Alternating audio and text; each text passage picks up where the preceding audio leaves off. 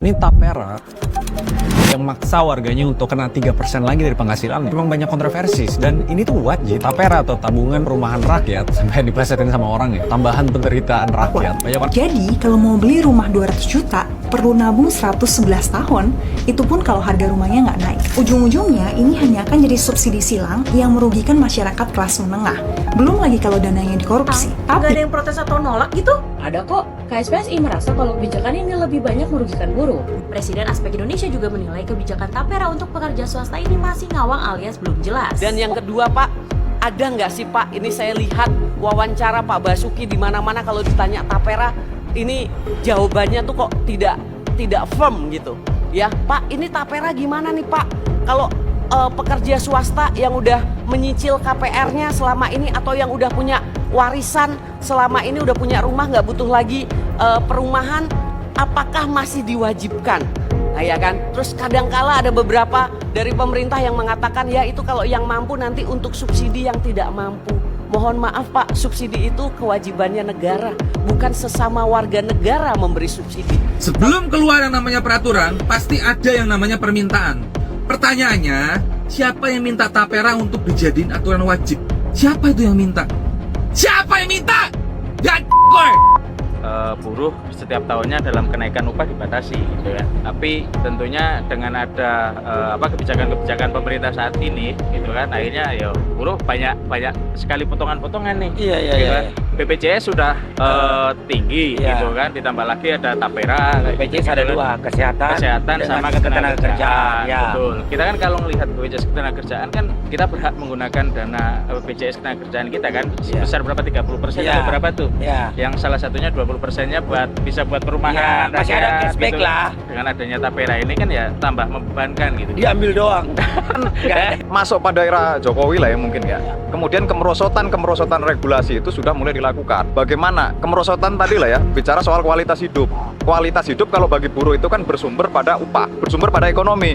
Upah naik tinggi, secara kuantitas angkanya naik tinggi, tetapi dia digerogoti oleh harga kebutuhan pokok yang naik dan sebagainya. Sehingga apa? Ya naiknya gede doang. Tapi dalam prakteknya ketika dibelanjani sama. Dalam setiap tahun ada nggak sih buruh yang lebih sejahtera? Jadi Jokowi cuma dari program 10 juta lapangan kerjanya itu hanya menciptakan 3 lapangan kerja. Jadi masih ada utang 9 juta 999.997 pekerja di ini rakyat Indonesia yang mendapat kerja. Ini kebohongan Jokowi.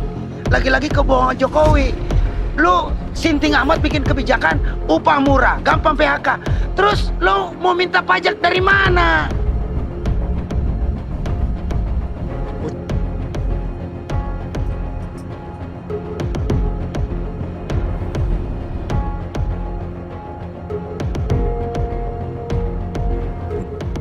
Ya, bismillahirrahmanirrahim. Assalamualaikum warahmatullahi wabarakatuh.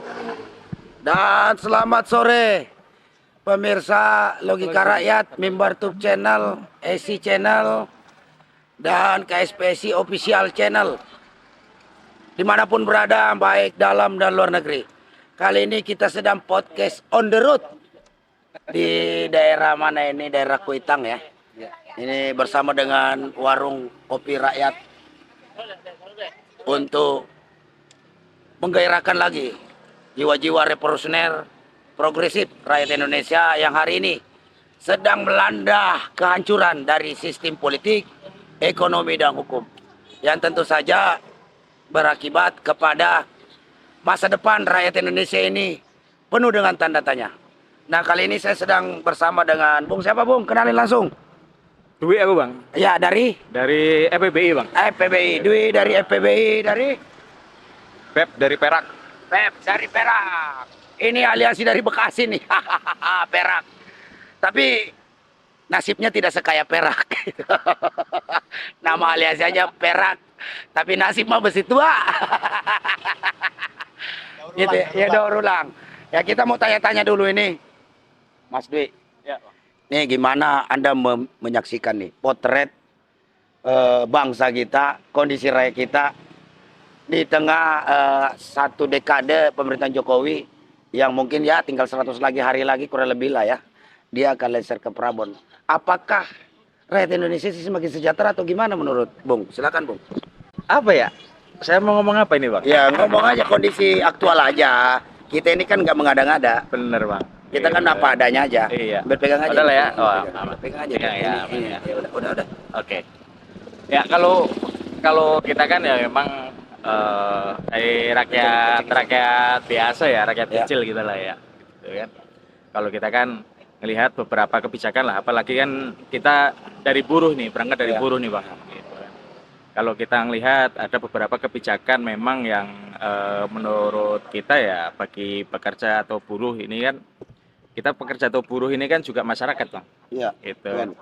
Ya kita kalau melihat kebijakan yang saat ini ada itu ya, kalau berbicara mensejahterakan buruh atau pekerja itu ya kami menganggap ya kurang, Bang.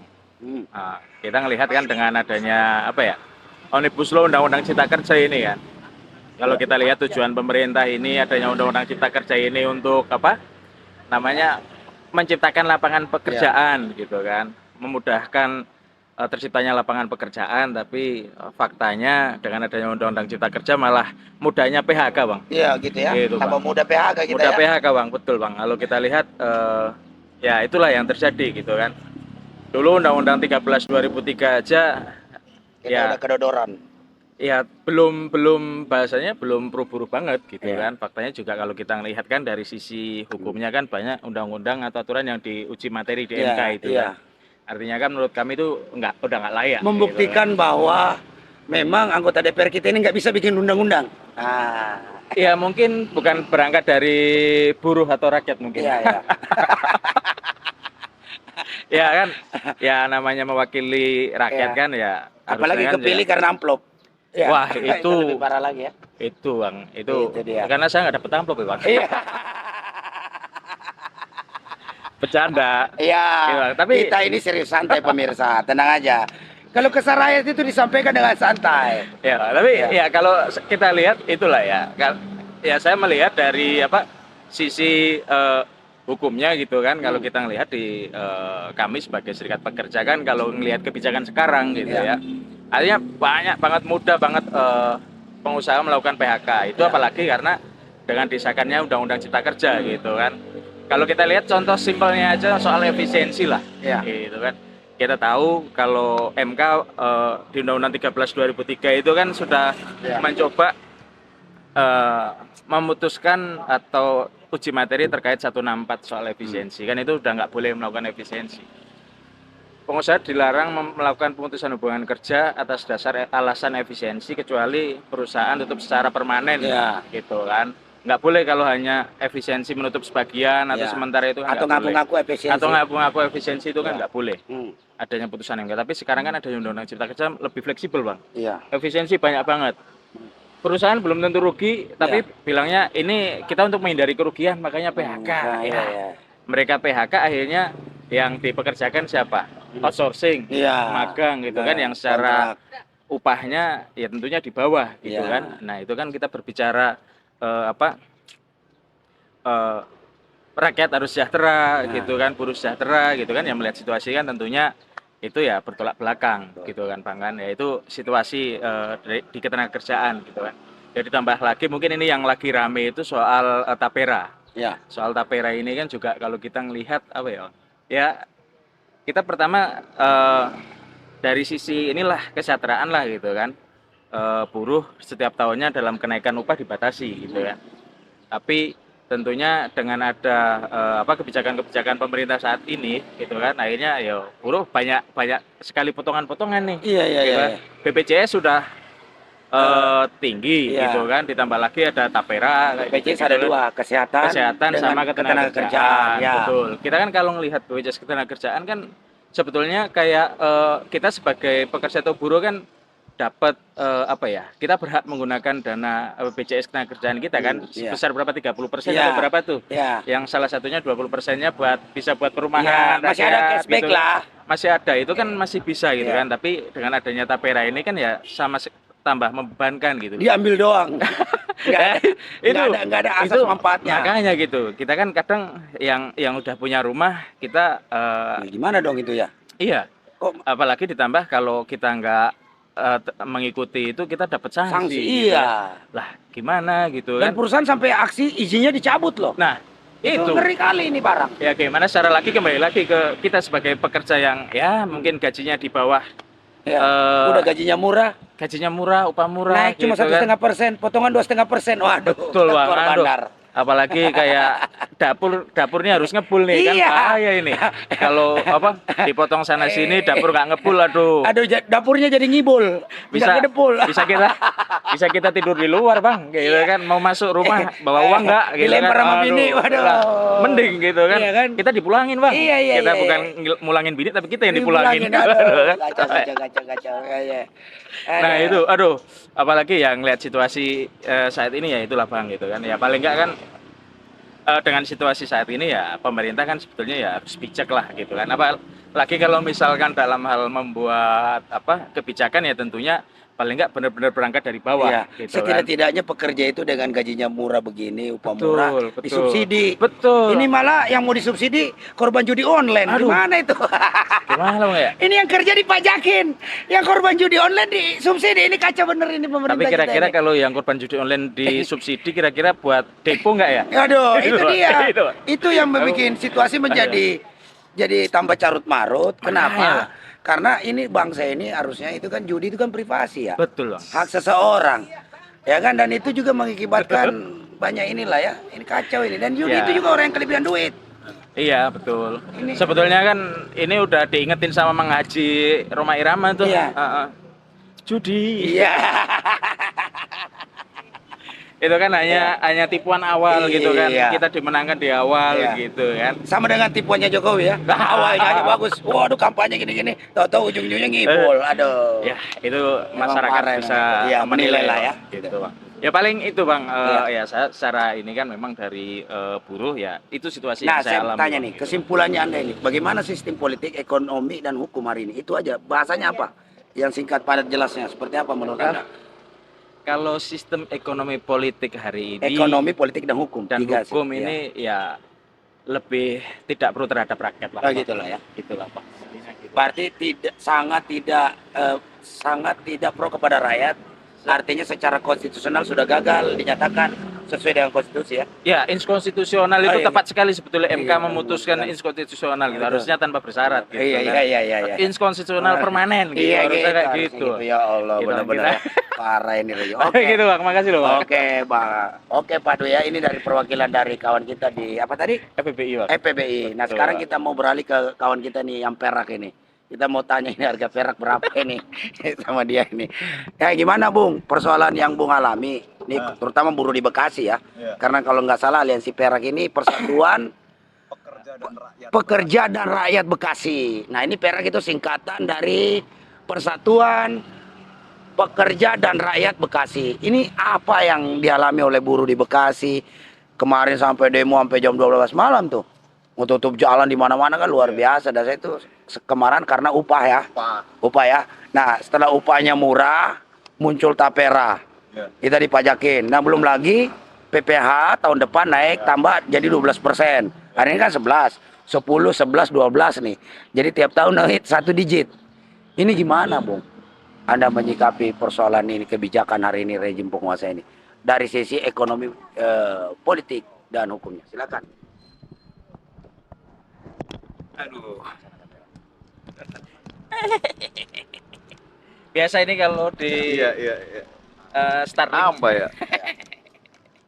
Kesulitan yang ada alami seperti apa sih penderitaan buruh hari ini dengan kondisi? Ya kan begini, kalau aku melihatnya secara utuh itu kan kemerosotan sebetulnya. Kemerosotan kualitas SDM mungkin, kemerosotan kualitas regulasi pada akhirnya kan. Kan gini, kalau kita bicara konstitusi kan bicara soal amanat kan. Amanat Indonesia Merdeka adalah bagaimana negara ini mampu Ya, berdaulat adil dan makmur. berdaulat adil dan Adil. makmur, kemudian bagaimana negara juga mampu mencukupi kebutuhan dasar, sandang, pangan, papan, kesehatan. Kan begitu. Betul. Nah, tapi dalam perjalanannya kalau kita bicara di ketenaga kerjaan kan ada beberapa fase. Ada di bagaimana zaman Soekarno misalnya. Ya. kita itu dipenuhi dengan beberapa regulasi yang sekiranya dapat membantu perekonomian Yes. buruh pada waktu itu Ya. atau rakyat secara umum Ya, lah. Misalnya ya. kebijakan soal THR, terus gaji ke-13 dan sebagainya. Dan tidak mudah melakukan PHK. Nah, dan tidak mudah melakukan PHK. Iya, itu Soekarno. Kemudian masuk fasenya Soeharto, THR dihilangin. Iya. Kan begitu kan? Iya, iya, iya. Iya. Kita berjuang lagi. Dia berjuang lagi. Berjuang lagi. 98. Iya.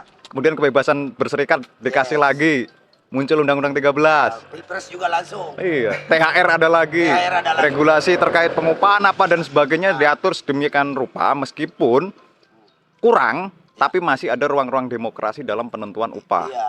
Kan begitu? Betul. Apalagi lahir Undang-Undang 21 2000 ya. Nah. Yang memberikan kebebasan orang berserikat, Nah. mempidanakan siapapun yang Yang. menghalangi kebebasan berserikat. Nah, Ya. itu dia kan. Ya. Kemudian seharusnya regulasi itu pada setiap fasenya, setiap periodenya itu mengalami satu peningkatan. Ya. Kan begitu? Ya.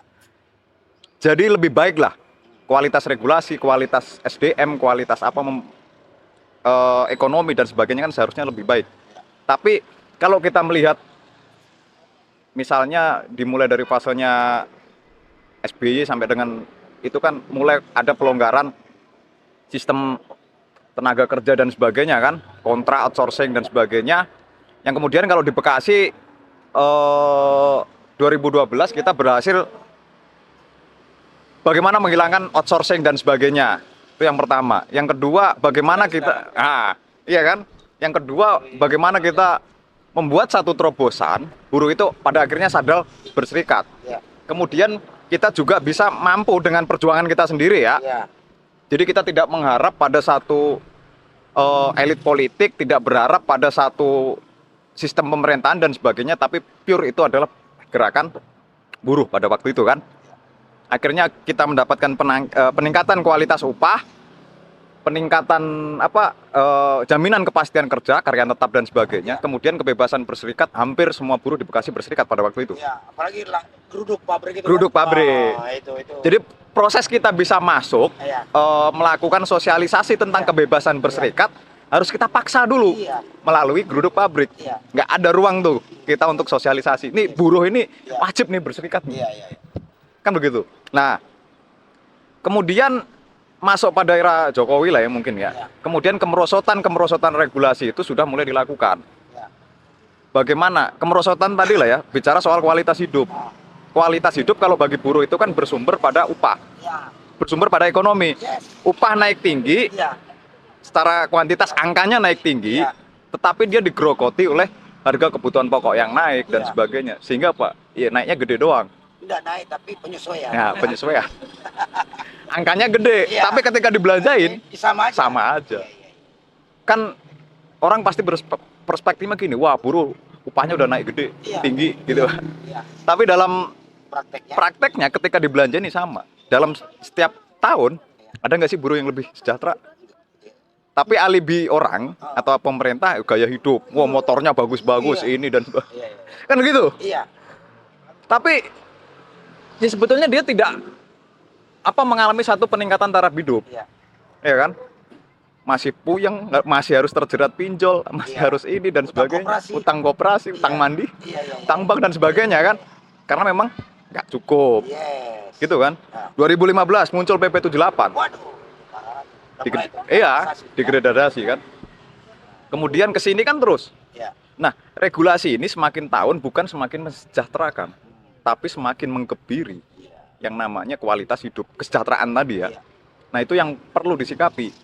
Nah, kemudian kita 2020 ke sini, Covid apa dan sebagainya, pemerintah itu lebih banyak memberikan subsidi-subsidi terhadap pengusaha. Iya. Lalu bagaimana dengan Iya. buruh dan Kayak sebagainya? tax holiday. Nah. Bebas pajak. Bebas saja kan sebagainya. Terus Apa lagi? tanah jutaan hektar tanah Nah, di daerah Sumatera ya, puluhan tahun digarap oleh pengusaha itu diputihkan malah Diputihkan. bukan. Kurang ajar. iya. Nah, sementara buruh petani ini dapat apa? Misalnya begini, kebijakan karantina diberlakukan. Ya. Kalau kita ngikuti regulasi Undang-Undang Kesehatan, seharusnya sampai pakan ternak lu dipikirin oleh pemerintah. Iya. Lah ini kita nggak boleh kok Ya, kalau dia karantina ya, di Oh. lockdown lah. di lockdown ya. Lah bagaimana dengan ternak ini dan sebagainya? Iya. Nggak dikasih juga. Nah, itu yang dilematis. Yang ada PCR-nya yang mahal. Nah. Korupsi lewat PCR. Apalagi tes darah itu. Nah, Aduh. kemudian apalagi bagi buruh kan, bagaimana dengan sanksi yang tetap dikasih kelonggaran ya, yang dipaksa tetap kerja ini dan sebagainya. Upahnya masih dipotong 70%, 30% dapat upahnya. Kan begitu. Kemerosotan itu sudah mulai terjadi. Kemudian sekarang ya belum lama inilah ya, THR di tahun ini memang ada. Tapi THR bonus memang ada ya. Tapi berapa pajak THR dipajakin? Sempat viral kan yang buruh garmen itu kan, potongan pajaknya sampai 700.000. Ya kan? 10% ya? Iya. Gila benar. Nah, itulah maksudnya ya bagaimana, jadi kayak kontraproduktif. Pemerintah ini selalu gembar-gembor, pemerintah, caleg, DPR dan sebagainya. Gembar-gembornya janjinya mensejahterakan rakyat, pro buruh ini dan sebagainya setiap 5 tahun sekali. Tapi dalam praktek kebijakannya, dia mengkebiri. Kan begitu? Mengkebiri. Melalui apa? THR dikasih, tapi potong pajak. Kan begitu? Upah dikasih tinggi, tapi potong pajak. Iya. Belum lagi kalau kita jajan. Iya. Misalnya di minimarket. Minimarket, toko-toko mana? Iya. Warung-warung kopi yang agak keren dikit misalnya. Ya kan? Pajakin. Ada pajakin. Jadi apa sih?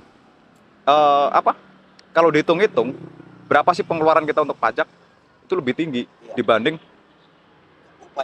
upah yang kita terima, kenaikan upah ya. Kemudian berkaca pada kenaikan upah tahun ini ya, tahun 2023, kemudian muncul alfa itu kan, inflasi. P51. Iya, inflasi plus alfa. PDB kan. Iya, PDB.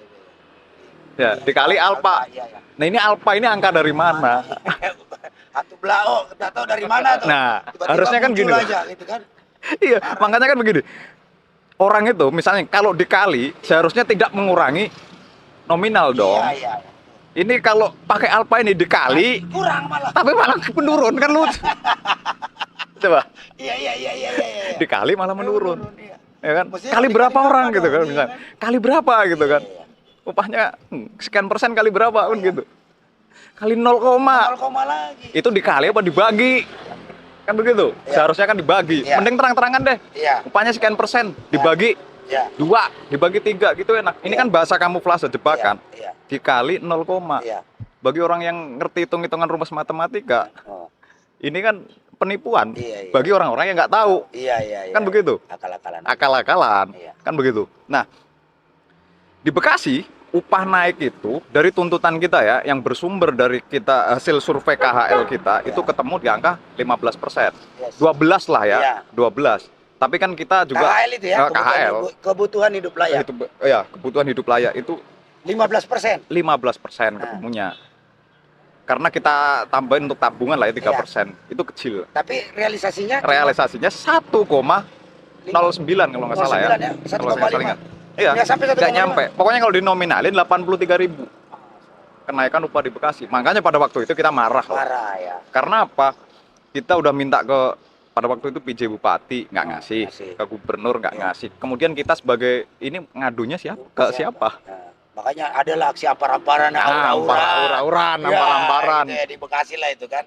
Iya, dengan cara baik-baik kita Iya, nggak didengar, ya kan? Iya. Dengan ini nggak didengar, Ya. ya nggak ada pilihan lain. Iya. Apa sih? Kita itu kalau diibaratkan sebagai anak, kita ini sedang cari perhatian. Iya. Nggak pernah diperhatikan, pada akhirnya nyari Ya, perhatian. Nyara perhatiannya bagaimana? Kita ini anak yang bader, kan begitu? Iya. Nyari ya nutup tol lah, Iya. apa ini dan sebagainya. Iya. Nggak terencana itu. Iya. Nggak terencana, spontanitas. Mungkin Karena itu juga akumulasi daripada kekecewaan, kemarahan dan sebagainya. Nah, makanya kemudian muncul tapera lagi. Ini apa lagi? Udah naik 1, dikurangin 2,5. 2,5. Iya. Jadi minusnya berapa? Iya, 1,5. Nah. Gede itu. Makanya mending nggak usah ini deh terang-terangan. Buruh nggak usah naik upahnya gitu loh. Iya. jadi jelas. Iya. Kita ngelawannya jelas gitu loh. Iya. Kalau mau ribut juga jelas. Iya. Ini dikasih naik tapi diminta lagi.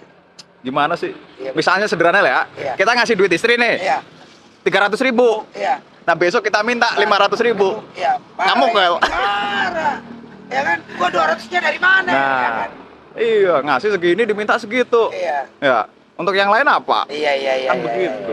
Nah, maka berangkat dari itu ya, kita bulat sebetulnya Persatuan Rakyat Bekasi yang terdiri dari 9 federasi dan juga beberapa organisasi masyarakat dan mahasiswa lah ya. Kita bulat bahwa tapera ini bukan satu kebijakan yang mengarah pada peranan pemerintah dalam mensejahterakan rakyat atau pekerja. Tapi ini ya menurut kita sebagai akal-akalan aja pemerintah untuk ngumpulin duit. Intinya begitu. Karena apa? Mirip dengan bagaimana program BPJS-TK. Kan begitu. Kenapa nggak dioptimalkan kan aja BPJS-TK? Karena gini, historisnya BPJS-TK ini kalau mau ulas lebih banyak ya. Berapa sih teman-teman yang kemudian dia habis kontrak 3 bulan, 6 bulan, setahun kemudian BPJS-nya nggak diambil. Mungkin datanya hilang, Itu ininya menjadi hilang. dana tak bertuan. Dana tak bertuan larinya kemana sih? Lah iya. Larinya kemana sih? Nah, begitu kan? Selanjutnya BPJS-TK itu kan harusnya LPJ-nya kok Guru, sebagai pemilik pemilik besar. saham. Tapi pernah nggak kita tahu? Pernah nggak kita disosialisasikan? Malah pernah terdengar ada sekitar 42 triliun kalau nggak salah yang di saham fiktif yang Saham pada fiktif. tahun 2021 kan? Iya. Yang ramai itu kan? Iya. Nah, itu kan? Nah, Nah. itu. Iya. Kemudian ini ya sebetulnya terjadi satu ketidakpercayaan kita terhadap pemerintah karena memang praktek-praktek korupsi ya yang dilakukan di beberapa badan-badan eko atau lembaga eko yang dibentuk pemerintah dalam pengumpulan dana lah ya. Entah itu Asabri, terus Perumnas, Taspen, apalagi Taspen dan sebagainya. Iya. Karena memang di situ nggak ada satu fungsi kontrol dan Termasuk sebagainya. Tapera sendiri kemarin Nah. kan 125.000 belum kebagian tuh, belum Nah. dikembaliin dananya. Iya. Sekitar kurang lebih 500 miliar. Kemudian ini ada BP Tapera lagi. Iya. Ya pada akhirnya kita ada traumatik dengan beberapa itu. Iya. Yang kemudian yang selanjutnya ya kita tidak bersepakat karena memang ini ya tadi bicara kenaikan upah dengan itu nggak balance. nggak balance. Iya. Sehingga ke depan ya mau bagaimana? Kita butuh perumahan yang murah dan sebagainya, kita mau. Iya. Ya kan? Tapi kan ya karena dia tanggung jawab negara, ya negara menyediakan subsidi malah lebih bagus. Iya. Misalnya model KPR ini dan Kalau perlu sebagainya. gratis. Kalau perlu gratis. Kalau kita lihat koruptor-koruptor ini kan udah Nah. nggak kira-kira ribuan triliun. Coba misalnya cashnya EKTP dan Iya. sebagainya daripada dikorupsi, Iya. ya kan itu. Atau sitaan hasil korupsi, kenapa nggak dibeliin rumah udah dapat berapa Iya, udah tuh KPR? berapa unit itu udah. Ya kan? Iya. 1 triliun itu kan 1.000 miliar. Hmm. Nah, kalau misalnya satu rumah itu hanya misalnya habis 100 juta, 180-an lah ya. ya kan? Anggaplah 100 juta kita kasar-kasarnya aja dulu kan. Berarti kan ada 1.000 rumah. Nah, yang dikorupsi nggak tanggung-tanggung ribuan triliun. Nah, Nah, ya kan taruh kata kemarin lah 3.000 triliun tuh Nah. transaksi ilegalnya dari Kementerian Keuangan. Nah. 3.000 kali 1.000 3 juta unit rumah. nah, Bayangkan. iya. Gimana? Atau setidaknya ya pemerintah mengalokasikan berapa persen? Iya, harusnya begitu. Jadi kesimpulannya, Anda Kesimpulannya politik, ekonomi, hukum gimana? politik, hukum dan Ekonomi. ekonomi itu kan satu hal yang saling berkaitan. Ya. Bagaimana misalnya politik untuk melindungi ekonomi, kemudian untuk melindunginya pakai regulasi. Iya. Nah sementara kalau melihat sistem pemerintahan kita, sistem pemerintahan yang kapitalistik, artinya apa? Yang dilindungi adalah ekonomi, tapi bukan ekonomi negara. Iya, bukan ekonomi yang berdasarkan amanat konstitusi, Yes. tapi adalah ekonomi kapitalnya, kapitalisme pengusaha. Artinya politik, ekonomi, hukum sekarang lebih bagus atau tambah hancur?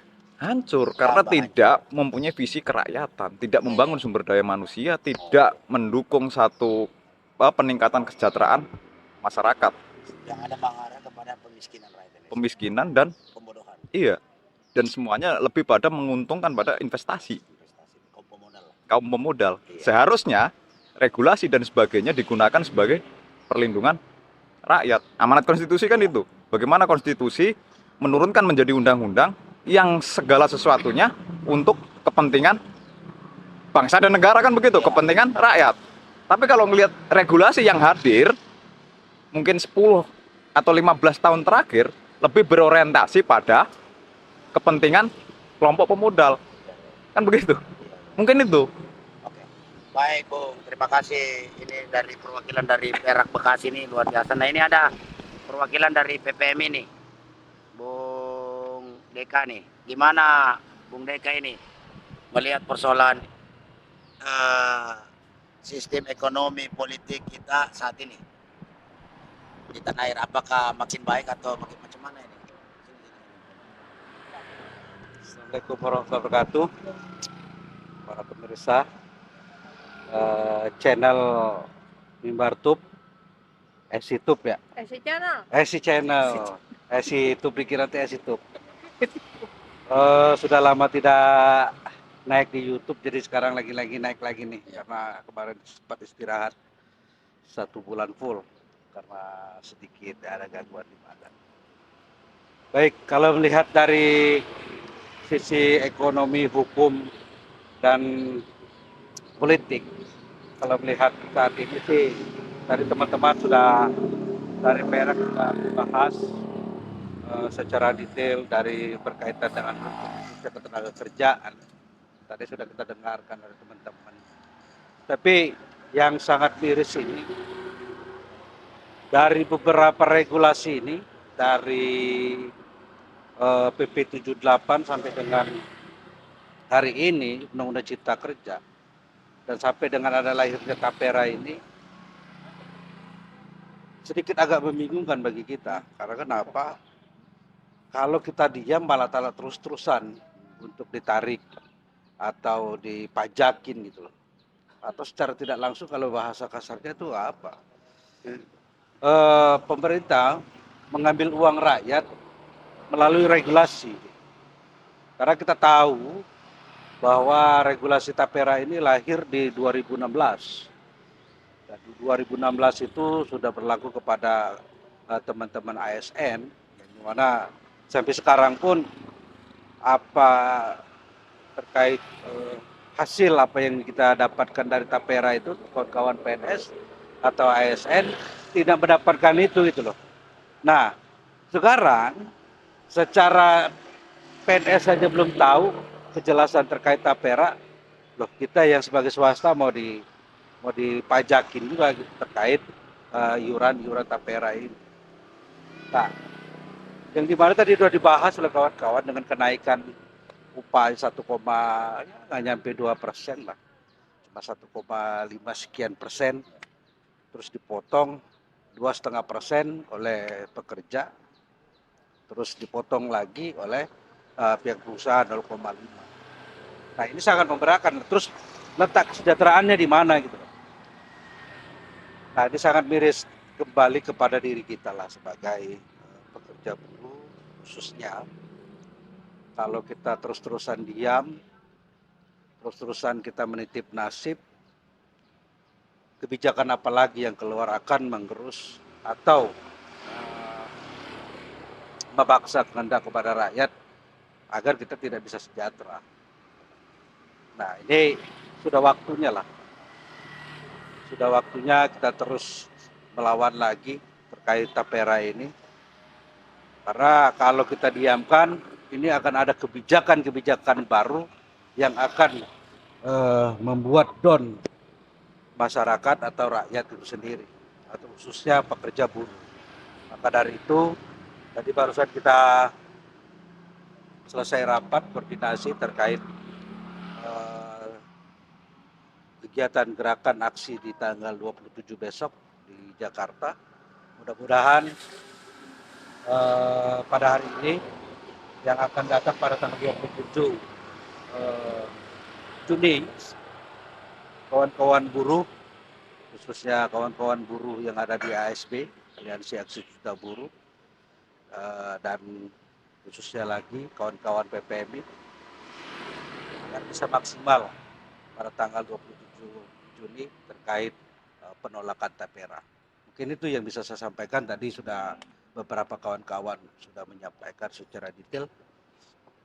Itu saja yang bisa saya sampaikan. Assalamualaikum warahmatullahi wabarakatuh. Itu Guru. Waalaikumsalam warahmatullahi wabarakatuh. Oke pemirsa, dimanapun berada, baik dalam dan luar negeri, itu tadi bincang-bincang kita dengan beberapa aktivis buruh nih.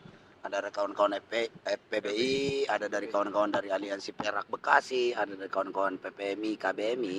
yang tentu saja memang secara potret tadi kesimpulannya lah ya yang kita dengarkan tadi itu curahan hati sekaligus juga itu fakta yang terjadi di lapangan bahwa kondisi kehidupan kaum buruh hari ini tidak menjadi lebih baik, bahkan cenderung menjadi lebih buruk, ya kan? Kegagalan-kegagalan ini yang terjadi akibat kebijakan Jokowi yang memang dilakukan secara ugal-ugalan, brutal, amburadul, sehingga kebijakan sontolonya Jokowi salah satunya misalnya kayak IKN. Jokowi ngomong kemana-mana berapa tahun yang lalu, tahun lalu apa kemarin 2022 itu dia nyatakan bahwa IKN sudah banyak investor. Ternyata setelah didengar pendapat oleh menterinya sendiri itu menyatakan bahwa belum ada investor yang masuk. Kedua, jumawanya Jokowi terkait masalah IKN ini, dia menyatakan bahwa IKN ini tidak perlu APBN. Cukuplah investor-investor, dana-dana investor baik dalam dan luar negeri yang akan kita bangun IKN ini. Ternyata itu juga tidak terpenuhi. Akhirnya mintalah di APBN, melalui APBN. Kemarin digelontorkan itu kalau nggak salah udah tersisa 17 triliun. Kemarin malah minta lagi kenaikan 29,5 triliun untuk pembangunan IKN. Yang juga ya belum tentu kepastiannya seperti apa di sana. Nah tentu saja ditambah dengan laporan Kementerian Keuangan kemarin, udah beban APBN ini udah terlalu besar. Utang luar negeri kita itu udah 8.338 triliun. Itu yang APBN. Belum utang BUMN yang 8.000 triliun juga. Ditambah lagi kemarin yang pensiunan tabungan pensiun daripada ASN, TNI, Polri sebesar 4.000 triliun juga itu nggak jelas. Jadi total utang luar negeri kita ini, utang negara ini udah 20.000 triliun lebih.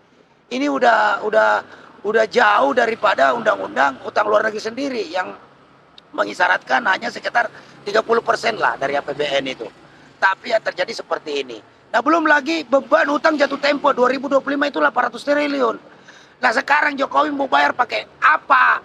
Akhirnya muncullah tiba-tiba ini ide lagi yang gila. Ide gilanya ini adalah tapera. Minta 3%, 0,5 dari pengusaha, 2,5% dari pekerja. Ini memang Jokowi ini goblok bikin kebijakan. Kenapa saya bilang goblok bikin kebijakan? Dia berupaya untuk mendapatkan pajak dari penghasilan kaum buruh, tapi kaum buruhnya dikasih upah murah. Kemudian memudahkan PHK, orang outsourcing, PKWT, magang, orang-orang gak pada PHK. Lu janji 10 juta lapangan kerja kan tidak terwujud. Yang terwujud hanya lu menciptakan 3 lapangan kerja, anaknya dan menantu jadi wali kota 2 orang, 1 orang anaknya ini nanti baru mau dicalonkan jadi wakil gubernur katanya. Nah, jadi ketua umum partai. Jadi Jokowi cuma dari program 10 juta lapangan kerjanya itu hanya menciptakan 3 lapangan kerja. Jadi masih ada utang 9.999.997 pekerja di ini rakyat Indonesia yang mendapat kerja. Ini kebohongan Jokowi. Lagi-lagi kebohongan Jokowi. Lu sinting amat bikin kebijakan upah murah, gampang PHK. Terus lu mau minta pajak dari mana? Oh nente goblok. Ya kan kalau kecuali upahnya lu gedein. Upah buruh naik misalnya 10 juta. Lu samain tuh sama upah kita minimal dengan Singapura lah.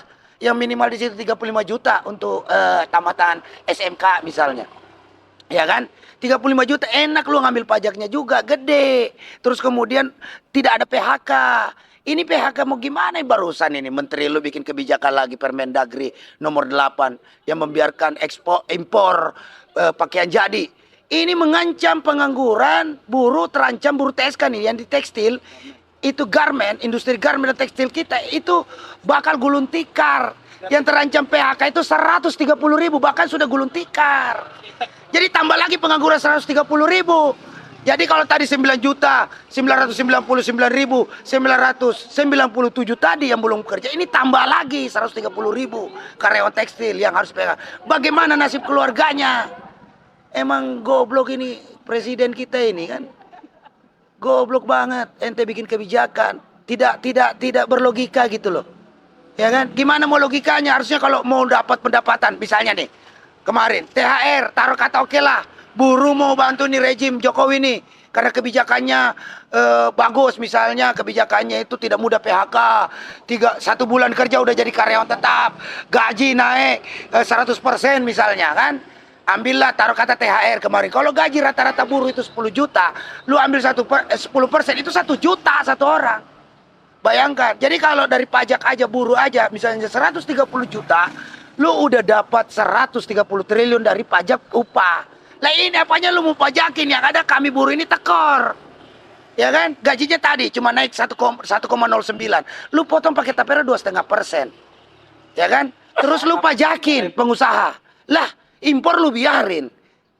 Ya kan? Kemudian pajak-pajak pengusaha-pengusaha lokal yang ada di Indonesia ini lu persulit. Ya kan, mau izin ekspornya lah, izin impornya lah, lu persulit semua. Ya gimana mau maju tuh perusahaan? Ya kan? Harusnya kita ini kaum pekerja malah disubsidi. Ini malah dipajakin. Yang mau disubsidi malah korban judi online. Ini tambah tolol, ini kebijakan ini aneh banget, bener loh. Ya kan? Perusahaan-perusahaan kami yang lagi kolaps, itu artinya itu yang lu subsidi. Ini malah bandar judi online, bandar narkoba di backingi. Kan kacau ini memang ini. Kejadian. Jadi sudahlah. Ya kan, ini kekacauan, kegaduhan ini terakumulasi. Besok kami ini tidak puas. Ini tadi kami koordinasi dengan kawan-kawan aliansi Gebrak, Gerakan Buruh Bersama Rakyat. Jadi ASB dan Gebrak sepakat akan turun aksi tanggal 27 Juni nanti. Dan ini aksi ini bersifat nasional. Jadi khusus untuk daerah Banten, Jawa Barat, DKI Jakarta itu terpusat di Jakarta. Ya kan, apakah yang mau demo di istana atau di Kementerian Keuangan, Kementerian Perdagangan, silakan. Yang penting kita turun tanggal 27 Juni itu di Jakarta. Dan untuk di luar 3 ini, Jawa Tengah, Jawa Timur, ya kan, Sumatera, Sulawesi, Kalimantan, Maluku, Papua sana, ya kan, itu silakan kalian melakukan aksi juga ke pusat-pusat pemerintahan, baik itu kantor gubernur, kantor wali kota, bupati atau DPRD provinsi atau kabupaten kota. Itu silahkan. Dan aliansi kita yang tergabung ini mohon masing-masing elemen yang punya irisan aliansi di pusat itu tolong kalian satukanlah. Tidak ada. Kita hanya butuh persatuan gerakan buruh dan rakyat untuk memenangkan tuntutan kita yang hari ini benar-benar sudah dikangkangi oleh rejim Jokowi. Jokowi nggak mungkin mikirin kesejahteraan lu akhir-akhir ini. Menjelang 100 hari Jokowi lengser, dia nggak mikirin kesejahteraan rakyat. Dia lagi pusing supaya anaknya si Kaisang jadi wakil gubernur DKI. Itu. Tuh, inilah kegoblokan daripada Jokowi ini sebagai presiden kita yang makin hari makin bajingan dan tolol kebijakannya. Ya kan? Sudahlah, begitulah pemirsa, ini juga saya juga udah gondok banget nih ngeliat ini rejim nih, soalnya kita ini secara politik, ekonomi dan hukum udah amburadul, ugal-ugalan yang terjadi. Malah makin kesini rakyat kita makin apalagi ini makin tersiksa.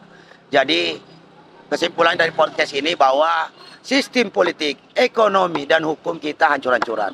Dan Jokowi adalah musibah dan malapetaka bagi Republik Indonesia. Jadi bagi yang apalagi jangan bilang kita nggak kebagian bansos. Kita memang nggak perlu bansos, buruh nggak perlu bansos. Yang diperlukan oleh buruh ada subsidi, upah layak, ya kan? Saya nih kayak Tapera, lu bangun dulu rumahnya, baru suruh iur. Buruh itu mau. Terus kemudian yang sudah punya rumah dan sedang menjalankan proses KPR-nya di bank yang sudah ada ini, sudah ambil rumah, yang nggak usah dipungutin. Ini memang kadang-kadang udahlah, ini kebijakan akal-akalan Jokowi terlalu banyak. Ya lebih banyak memeras rakyat dan memanjakan kepada kaum pemodal. Tentu saja Jokowi sudah kita nyatakan gagal dalam hal menjalankan tata kelola negara karena sama sekali dia tidak menjalankan amanah konstitusi. Bagaimana negara Indonesia ini bisa terwujud negara yang berdaulat, adil dan makmur, dan tentu saja sesuai dengan cita-cita Pancasila, yaitu keadilan sosial bagi seluruh Indonesia. Mungkin itu saja kawan-kawan. Ada komentar dari pendukung Jokowi, Bang. Apa tuh? Pendukung rezim lah. Iya. Kalau nggak suka sama pemerintahan, lu pindah negara aja, gimana tuh, Bang? Wah, itu harusnya dibalik. Elunya yang pindah. Soalnya sekarang ini yang sudah tidak suka Jokowi diperkirakan sekitar sudah 97%. Jadi yang bilang-bilang protes itu cuma baser lah. Ya kan? Ya sudahlah, itu basar-basar yang tidak bertanggung jawab, yang tidak berlogika gitu kan. Ini juga kebijakan kena anak cucu lu cuma nggak dapat seberapa. Hanya untuk mengenyangkan basar-basar, akun-akun yang nggak jelas, komen sembarangan, tidak berlogika. Yang jelas rakyat Indonesia hari ini makin merana. yang dipimpin oleh rezim Jokowi. Jadi ya kita terus bergerak. Apakah nanti dia ada nanti jadi pelantikan 20 Oktober atau tidak, ya kita lihat aja. Karena kemarahan rakyat Indonesia sudah semakin memuncak. Akumulasi makin hari makin gak benar, ini urusan negara. Ya kan? Makin urusan ini makin gak benar, hukum juga semakin tidak adil. Gitu kan? Maka dari itu sekali lagi pada seluruh pemirsa baik dalam dan luar negeri, sampai jumpa lagi dalam pertemuan podcast selanjutnya. Dan sekali lagi kami ucapkan terima kasih ya Bung, terima kasih Bung dari Perak, terima kasih Bung Dwi dari MPB, terima kasih Bung Deka ya. Hidup buruh, hidup rakyat Indonesia yang melawan, yang tidak melawan temannya Jokowi.